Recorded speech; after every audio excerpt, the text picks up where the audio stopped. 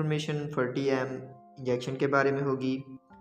Viewers, ये injection जो है खुसूसी तौर पर मेल और फीमेल में बांझपन के लिए इस्तेमाल होता है। सबसे पहले हम इस इंजेक्शन के कंपोजिशन के बारे में आपको बताते हैं। इसके कंपोजिशन में मिनेट्रोफिन है और इस इंजेक्शन का जेनेरिक काम इनफर्टिलिटी यानी बांझपन के लिए इस्तेमाल करवाया जाता है। मेल और फीमेल दोनों के लिए इसका इस्तेमाल होता है।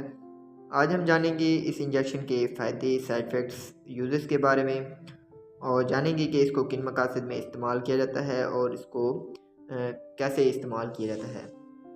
तो फुल इन्फॉर्मेशन आपको इसके बारे में मिलेगी, तो बने रहिए हमारे इस वीडियो में एंड तक ताकि आपको फुल इन्फॉर्मेशन इसके बारे में मिल सके। तो व्यूअर्स, अब तफसील से बताते हैं इस इंजेक्शन के फ़ायदे और बताते हैं कि इसको किन मकासद में इस्तेमाल किया जाता है, इसके बेनिफिट्स क्या हैं।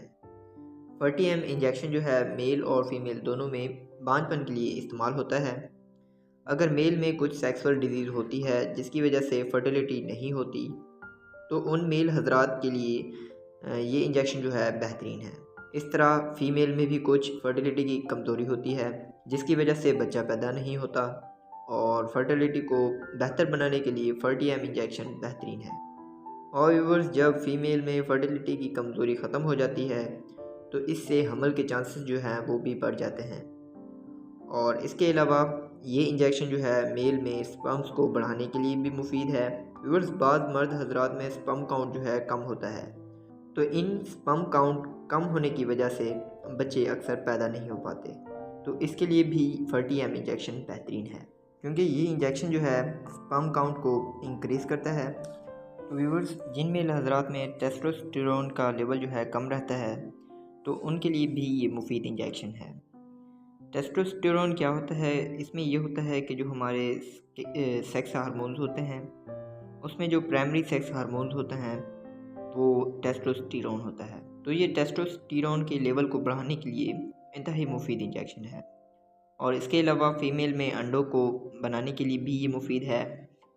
और व्यूअर्स, ये इंजेक्शन फ़ीमेल में अंडों की ग्रोथ करता है और उन्हें हमल के काबिल बनाता है। तो व्यूअर्स, ये थे इस इंजेक्शन के फ़ायदे।